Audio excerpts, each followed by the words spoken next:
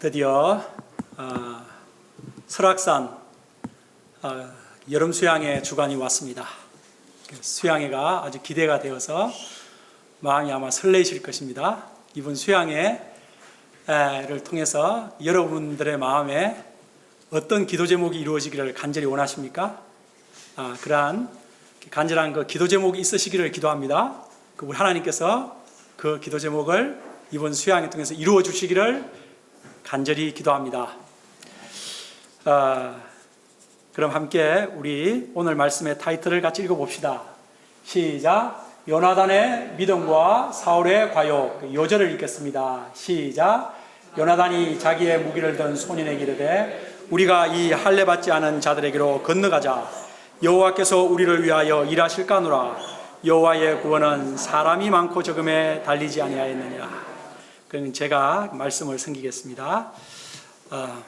감사하신 우리 사랑의 하나님 아버지, 이번 주에 시작되는 여름 수양에 우리 하나님께서 축복하시고 우리 하나님께서 영광을 받으시며 저희들에게 우리 하나님의 풍성한 말씀과 또 큰 힘을 주시기를 간절히 기도합니다. 주님, 이 시간 말씀 듣고자 나온 우리 귀하신 한 분 한 분의 심령에 성령 하나님께서 함께 하시고 그 심령의 말씀을 이렇게 한 말씀을 심령 깊이 받도록 은혜 주시옵소서.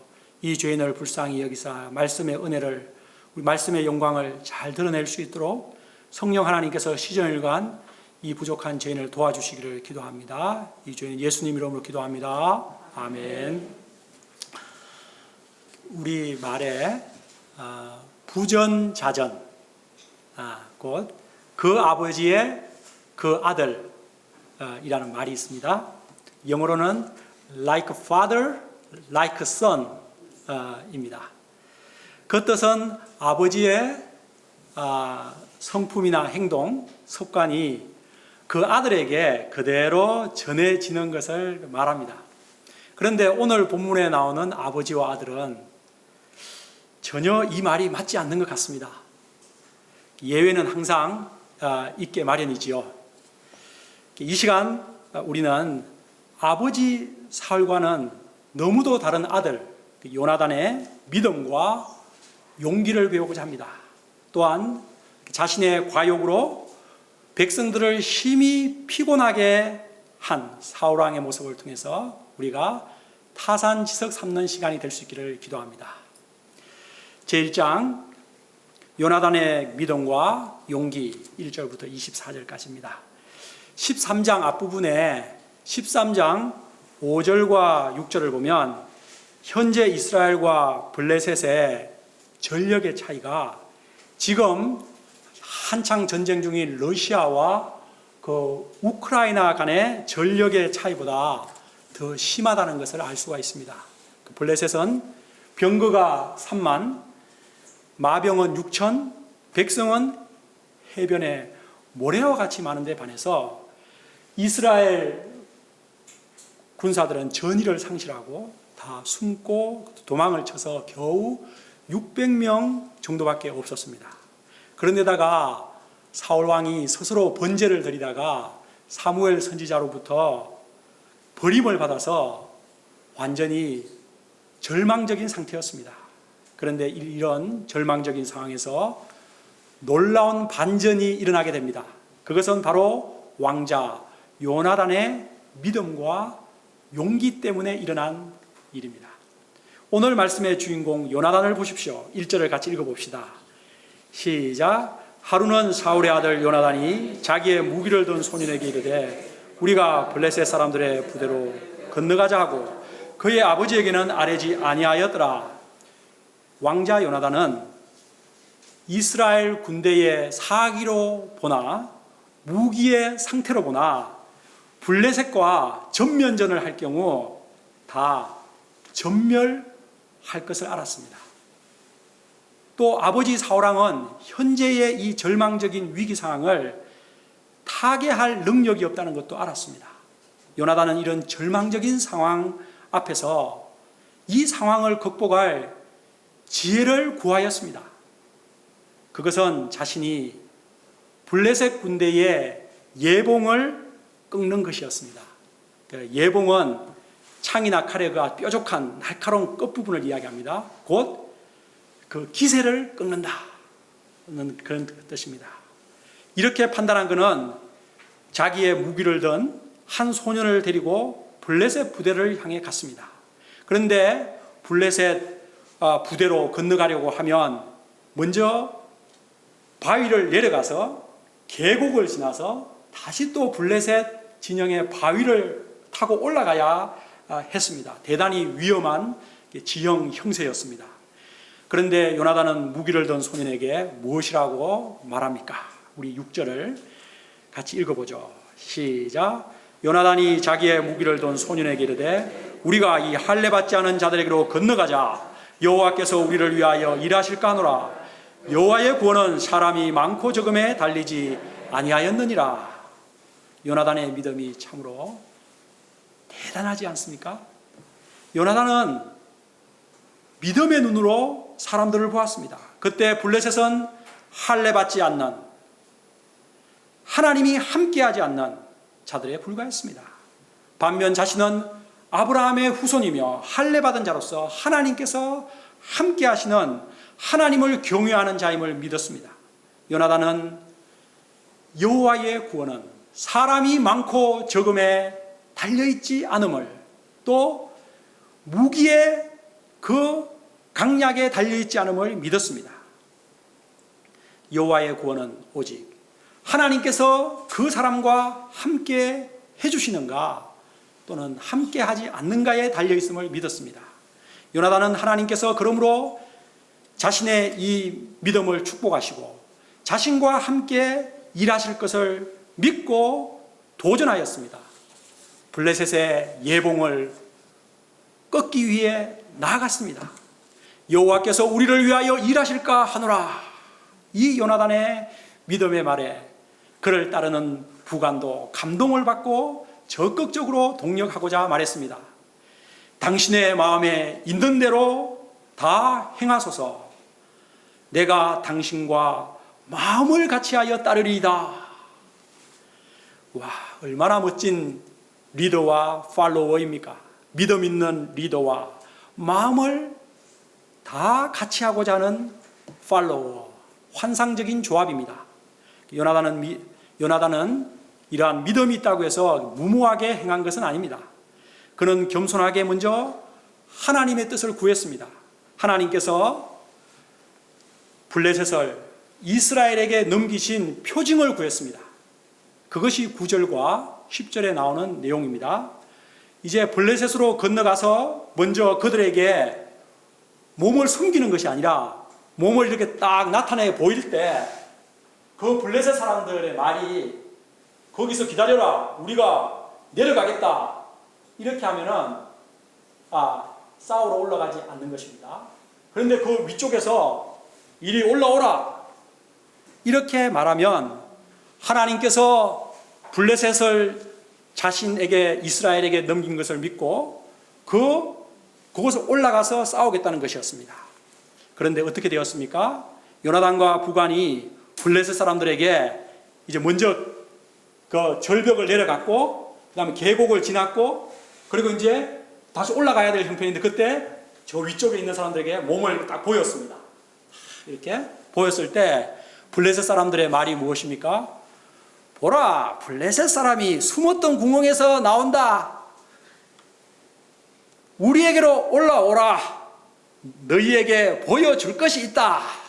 이렇게 했습니다. 여기서 보여줄 것이 있다는 것은 너희에게 한 수 가르쳐 주겠다, 또는 본때를 보여주겠다, 이제 그런 말로써 아주 자만심이 가득 찬 그런 말입니다.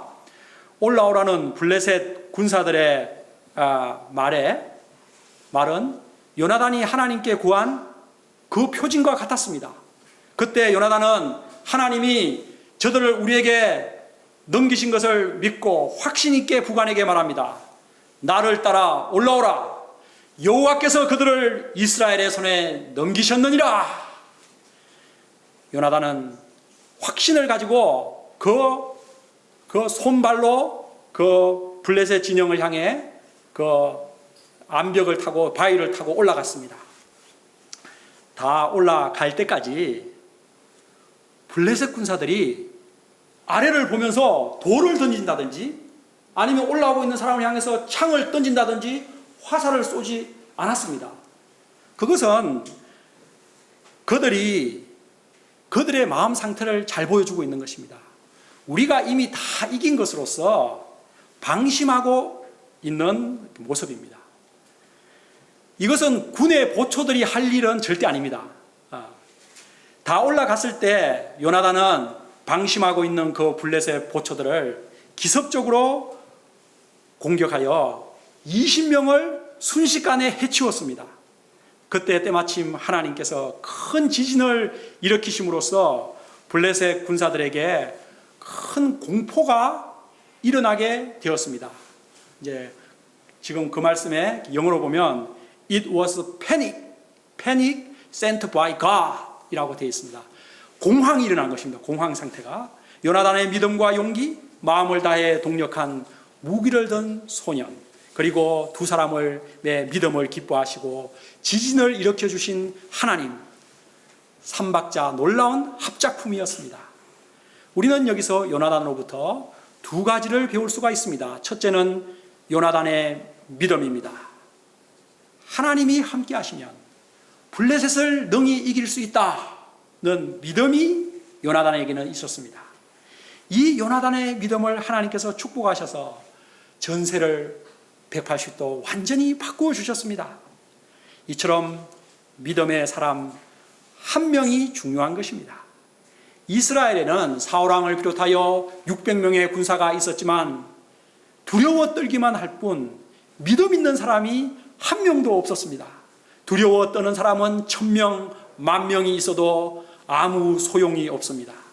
하나님의 역사에서는 믿음의 사람, 그 한 사람이 중요한 것입니다. 가나안 정탐 보고를 할 때 두려움으로 부정적인 보고를 했던 12명과 그 부정적인 보고를 듣고 통곡한 이스라엘의 1세대 모든 사람들은 다 광야에서 죽어야 했습니다. 오직 믿음의 보고를 했던 여호수아와 갈렙 장군만이 가나안에 들어갔습니다. 우리 관악칠구 모든 분들이 이 시대 요나단과 같은 믿음의 사람들이 될 수 있기를 기도합니다. 둘째로 우리는 요나단의 행동하는 용기를 배울 수 있습니다. 요나단은 하나님께서 자신에게 믿음을 주셨을 때 그것을 행동으로 용감하게 옮겼습니다. 하나님께서 주신 믿음과 그 지혜를 행동으로, 실천으로 옮겼습니다. 많은 사람들은 하나님께서 자신에게 믿음을 주실 때, 믿음을 주심에도 불구하고 정작 그것을 용기 있게 행동으로 실천하는 경우가 많지가 않습니다. 그러나 하나님께서 기뻐하시는 것은 하나님께서 믿음을 주시고 또 지혜를 주실 때, 성령께서 지혜를 주실 때 그것을 용기 있게 행동으로 실천하는 것입니다.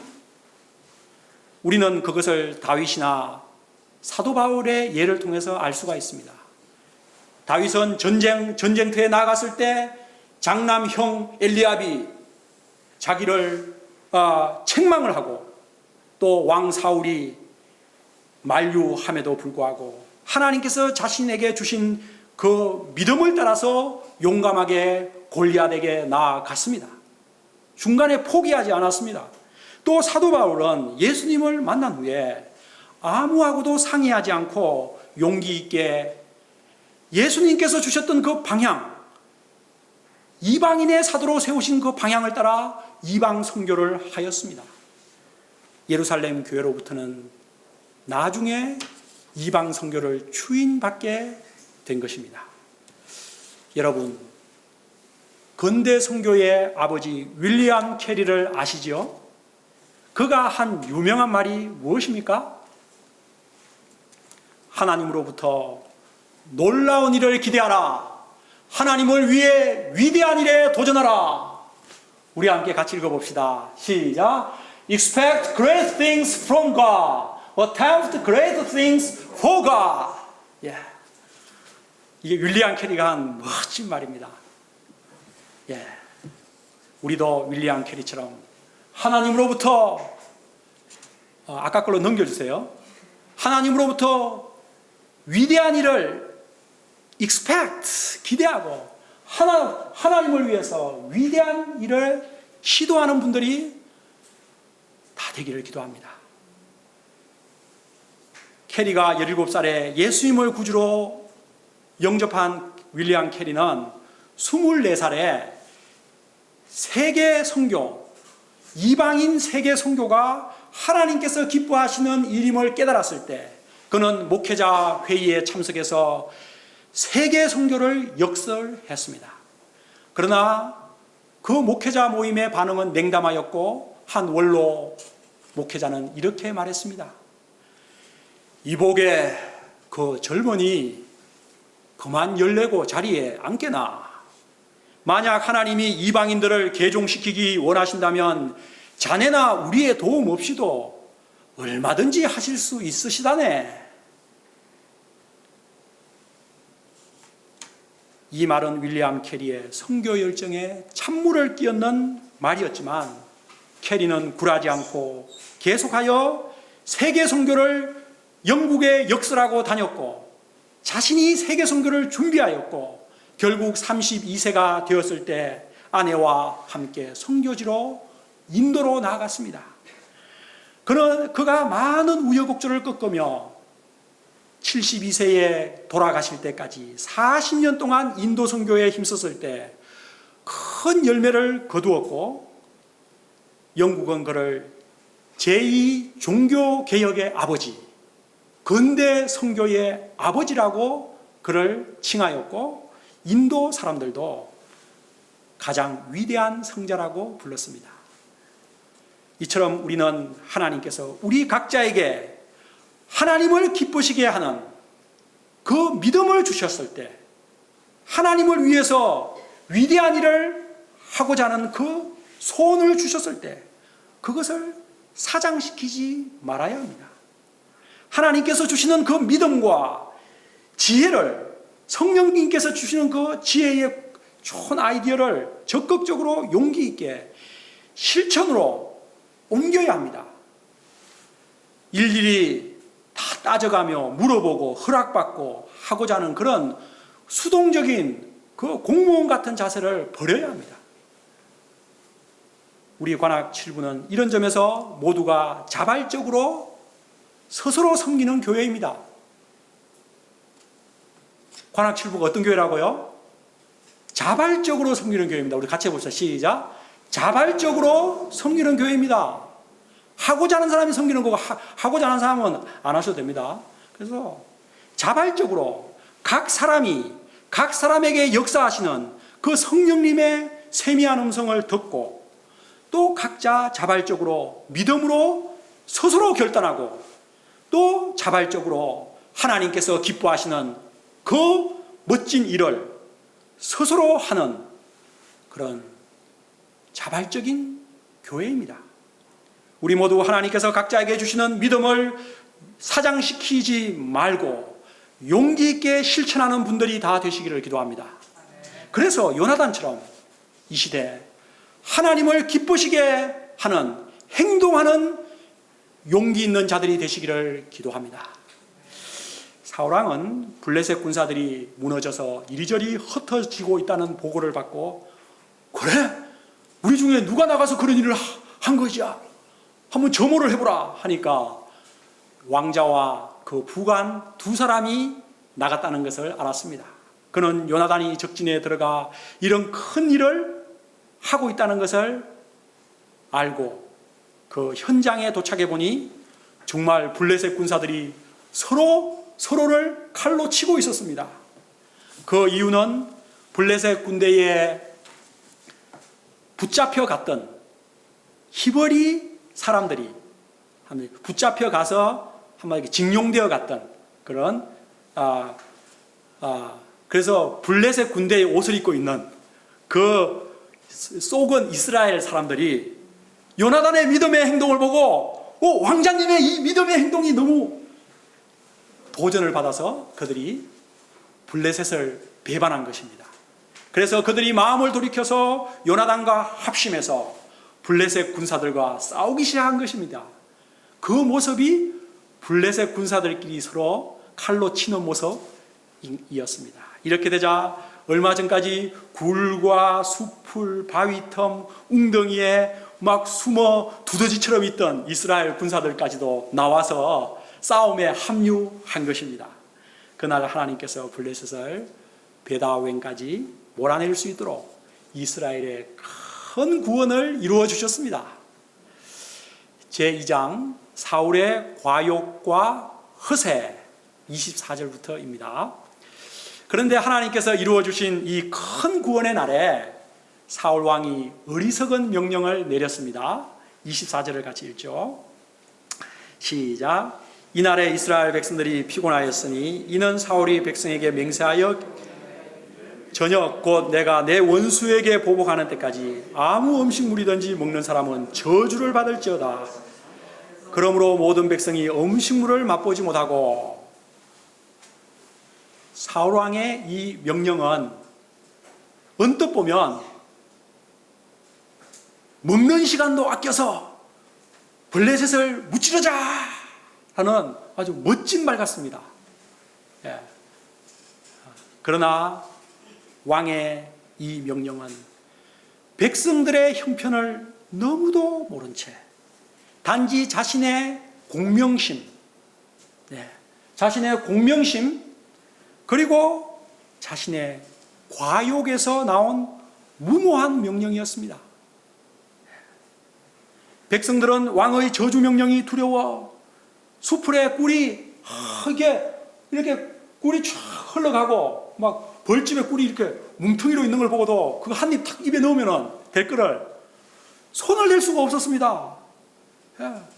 하나님의 이름으로 저주 명령을 내려서. 그러나 왕자 요나단은 최선봉에서 싸우고 있었기 때문에 그 왕이 명령할 때 그 명령을 듣지를 못했습니다. 그래서 그는 수풀에 흐르는 꿀을 탁 맛보았습니다. 그러자 눈이 확 밝아지고 힘이 싹 솟았습니다. 우리가 많이 힘들 때 초콜릿을 막 먹어보십시오. 힘이 팍 나는 것과 똑같죠. 이 사실을 통해서 사울 왕의 그 명령이 얼마나 어리석은 명령이었는가를 잘 보여주는 것입니다. 군사들이 허기진 상태에서 어떻게 싸웁니까? 음식을 먹지 못해 피곤해 지친 그 군사들이 왕자님에게 말했습니다. 당신의 부친께서 백성들에게 맹세하여 엄히 말씀하시기를 오늘 음식물을 먹는 사람은 저주를 받을지어다 라고 하셨나이다.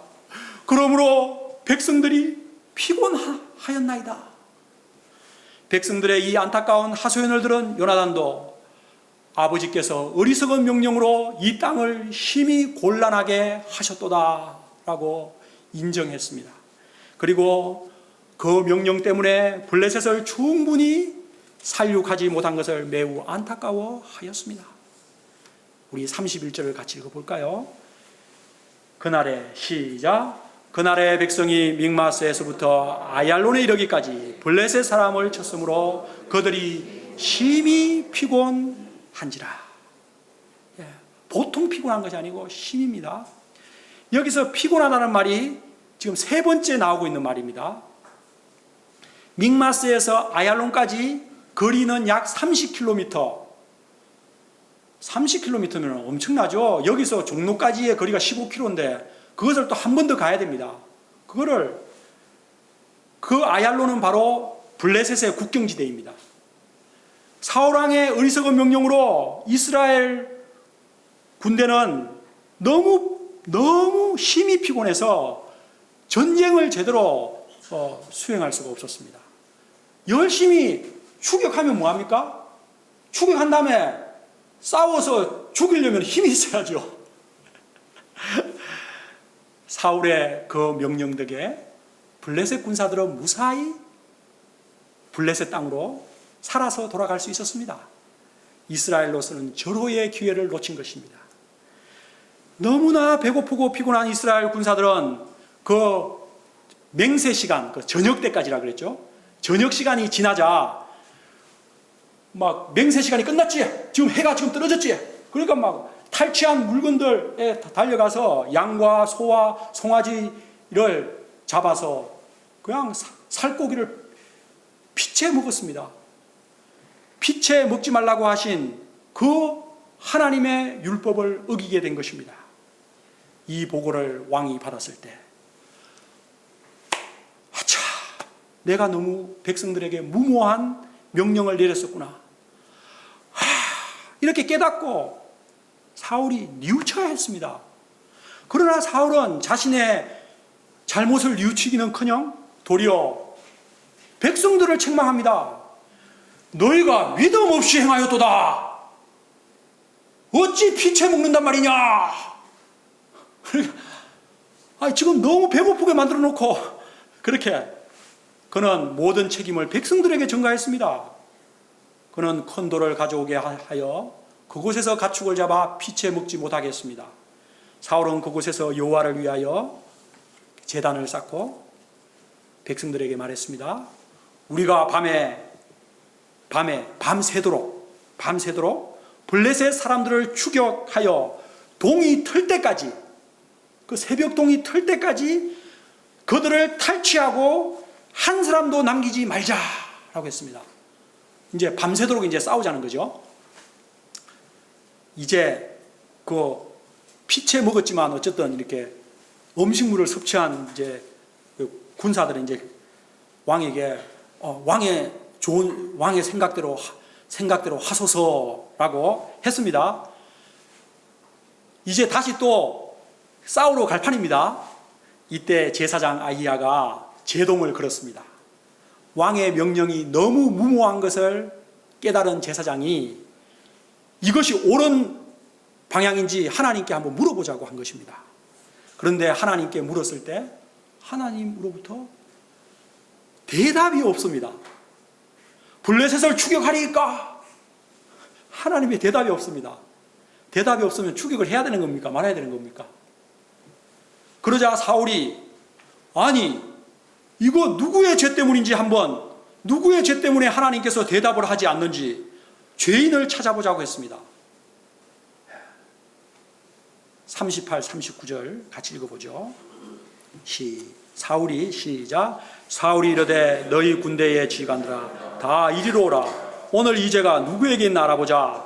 이스라엘을 구원하신 여호와께서 살아계심을 두고 맹세하노니 내 아들 요나단에게 있다 할지라도 반드시 죽으리라 하되 모든 백성 중 한 사람도 대답지 아니하며. 사울은 만일 죄가 요나단에게 있다 할지라도 반드시 죽이리라. 이것을 살아계신 하나님 앞에 맹세를 하고 있습니다. 무시무시한 말입니다. 사실 여러분, 하나님께서 대답하지 않으신 이유가 누구 때문일까요? 요나단 때문일까요? 백성 때문일까요? 사울 왕 자기 때문입니다. 하나님을 위한 열심이 아니라 자기 공명심과 과욕과 허세로 그 열심을 내는 사울 왕 때문입니다. 사울은 자기 과시와 허세에 사로잡힌 독불장군 같은 왕이 되어가고 있었습니다. 결국 누구의 죄 때문인지 제비를 뽑았습니다. 결국 최종적으로 누가 뽑혔습니까? 왕자가 뽑혔습니다. 요나단은 꿀을 찍어 먹은 것을 자백하였고 자신은 죽을 수밖에 없다고 말했습니다. 왕자가 이렇게 나오면 왕이 아버지로서 자신의 금식 명령 때문에 왕자를 죽이게 되었구나. 내 탓이로다 하며 그제서야도 깨달아야 할 것 아닙니까? 그러나 그는 그런 인사이트가 없었습니다. 그는 자존심이 너무나 세었습니다. 그는 자신이 이미 한 맹세를 어기고 왕자를 용서해 준다면 백성들이 자기를 얼마나 비웃고 자신의 왕의 거리가 실추될 것인가를 두려워했습니다. 그는 왕으로서의 권위와 체면을 세우기 위해 왕자를 죽이고자 하였습니다. 요나단아, 네가 반드시 죽으리라. 그렇지 않으면 하나님이 내게 벌이의 벌을 내리시리라. 오 마이, 이 얼마나 무자비한 말입니까? 거의 정신이 나간 것 같습니다. 자존심이 너무 강해서 상황을 객관적으로 분별하지 못하고 있는 왕의 모습입니다. 이런 율법적이고 무자비한 왕에게 마침내 백성들이 들고 일어났습니다. 45절을 같이 읽죠. 시작. 백성이 사울에게 말하되 이스라엘의 이 큰 구원을 이룬 요나단이 죽겠나이까? 결단코 그렇지 아니하니이다. 여호와의 살아계심을 두고 맹세하옵나니 그의 머리털 하나도 땅에 떨어지지 아니할 것은 그가 오늘 하나님과 동력하였음이니이다. 백성이 요나단을 구원하여 죽지 않게 하니라. 정말 마음에 안도감이 생기죠. 백성들은 거의 반 미친 사울 왕으로부터 왕자를 살려낸 것입니다. 오늘의 이 전쟁의 승리가 왕자 요나단 때문에 일어났다는 것을 분명하게 말했습니다. 그렇습니다. 블레셋에 의해서 전멸당할 수밖에 없는 상황에서 하나님께서 요나단의 믿음과 용기를 기뻐하사 축복하사 이 큰 구원을 이루어 주신 것 아닙니까? 사울왕이 한 일은 도대체 무엇입니까? 600명과 함께 두려워 떠는 거, 그것밖에 없었고, 도리어 그 어리석은 금식 명령을 내려서 전쟁의 승리를 망친 것밖에 없지 않습니까? 그때 금식 명령을 내릴 것이 아니고 백성들아 요나단을 따르라, 요나단을 따라 공격하라 이렇게만 했으면 완벽한 대성인데,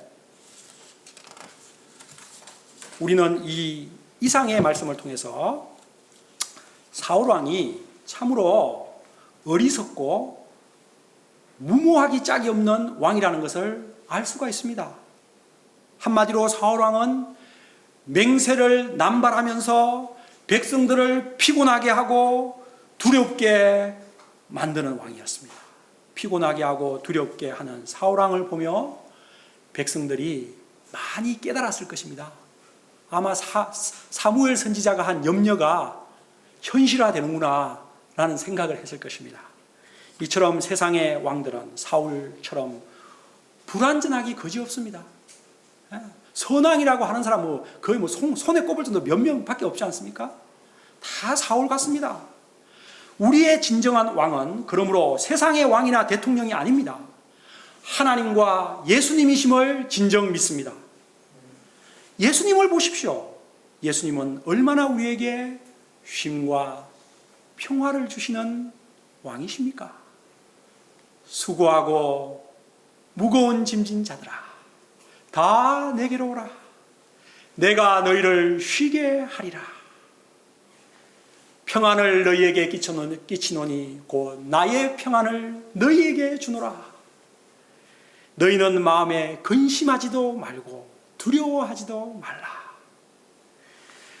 우리에게 사울 같은 피곤하게 하고 두려움을 주는 왕이 아니라 쉼과 평안을 주시는 참된 왕 예수님을 주신 하나님께 감사드립니다. 우리는 사울 왕을 타산지석 삼아야겠습니다. 그래서 우리가 사울처럼 만약 리더의 위치에 올라간다면 자기의 아래의 사람들을, 팔로우들을 피곤하게 하고 두려움을 주는 그런 리더가 아니라 쉼과 평안을 주는 리더가 될 수 있기를 기도합니다. 가정에서 부모는 자녀에게 평안을 주는 부모가 되기를 기도합니다. 남편은 아내를 피곤하게 하는 것이 아니라 쉼과 평안을 주는 남편이 되기를 기도합니다.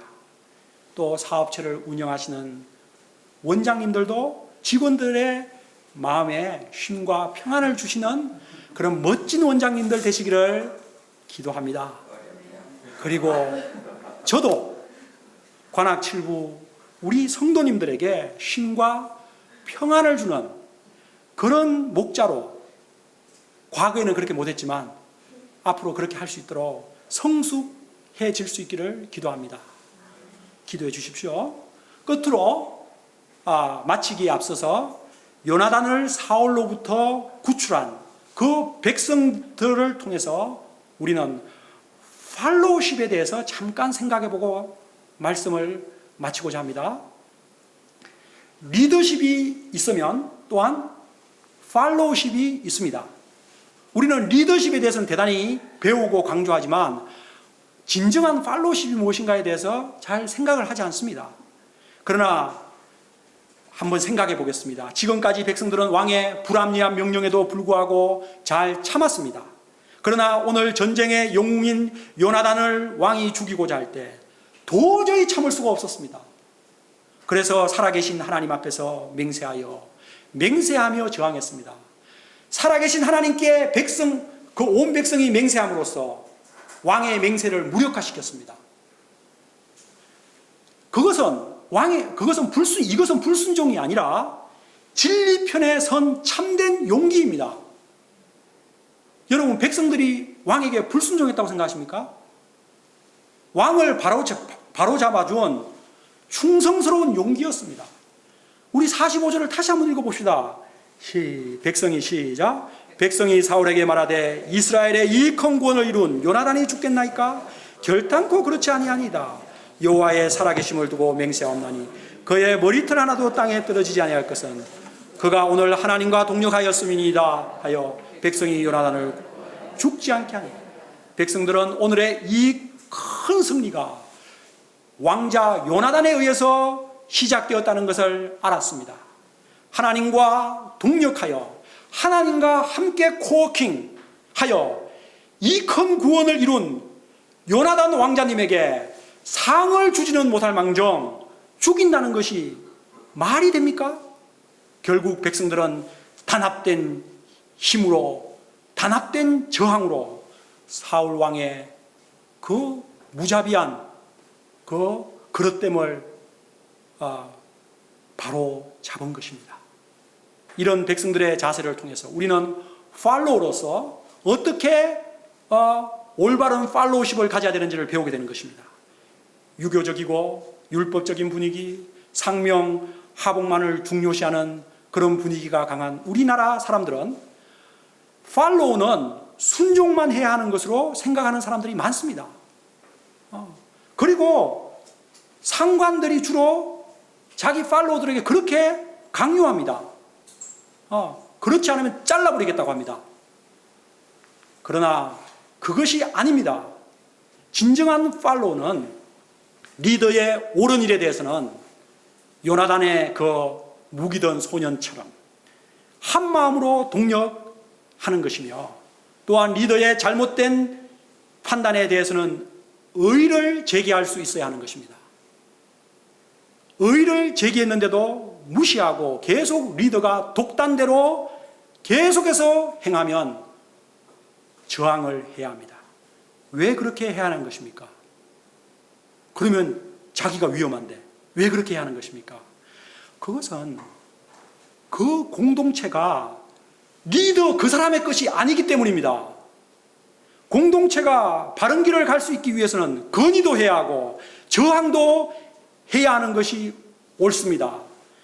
이스라엘이라는 나라는 사울 왕의 것입니까? 아닙니다. 이스라엘 온 백성들의 기업이며 궁극적으로 하나님의 것입니다. 여러분, 이 관악 7부는 누구의 것입니까? 하나님의 것입니다. 사울 왕은 청지기로 섬기는 것입니다. 저 김여호수아도 청지기로 섬기는 것입니다. 그런데 많은 목회자들이 자기가 어떤 교회에서 자기를 마치 왕처럼 그렇게 권위를 부린다면 그것은 월권을 하고 있는 것입니다. 그런데 그 왕이, 사울 왕은 청직이지 않습니까? 그런데 그 왕이 나라를 망치는 길로 이끌면은 백성들이 그것을 가만히 두면 어떻게 하는 것입니까? 침묵하고 있으면은 왕에게 동조하는 것입니다. 죄를 같이 짓고 있는 것과 같은 것입니다. 나는 말 안 했으니까 나는 죄 안 지었어. 이렇게 하면 안 됩니다. 같이 악에 동조하는 것이며 결국 나라도 왕도 백성도 다 함께 멸망의 길로 가는 것입니다. 그 익sem플이 바로 멸망의 길로 함께 다 갔던 북이스라엘 왕조입니다. 그러므로 왕이 잘못된 길로 갈 때 진정한 팔로워는 어떻게 해야 합니까? 바로 잡는 일을 해야 합니다. 분명히 깨어서 저항해야 합니다. 그렇게 하면 위움을 받겠죠. 잘리겠죠. 옛날 같으면 귀향을 보내겠죠. 옛날 왕 같으면 사약을 마시라 이렇게 심전하기도 하겠죠. 그러나 깨어있는 백성이 모임의 나라의 교회의 진정한 주인입니다.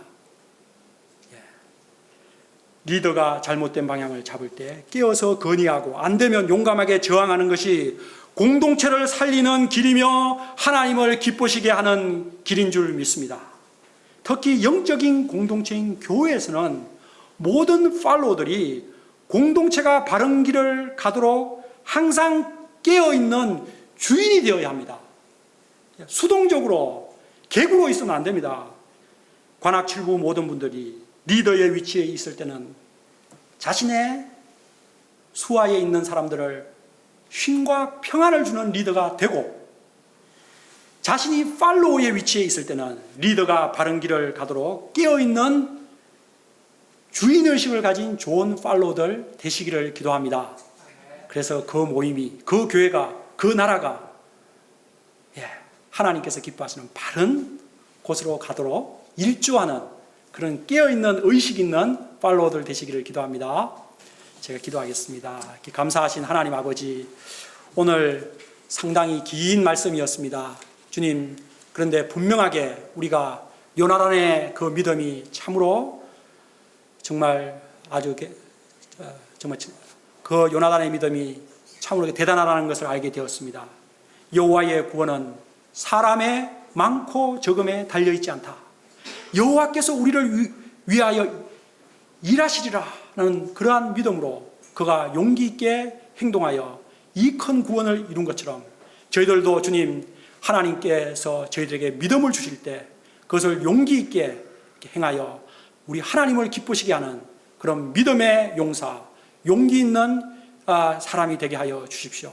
그리고 주님, 오늘 저희가 리더십에 반대되는 그 팔로우십에 대해서 생각을 해보았는데, 주님, 저희 교회가, 저희 공동체가, 이 나라가 바른 곳으로 갈 수 있도록 저희들이 깨어서 주님, 저희의 역할을 잘 감당하는 굿 팔로워들이 될 수 있기를 간절히 기도합니다.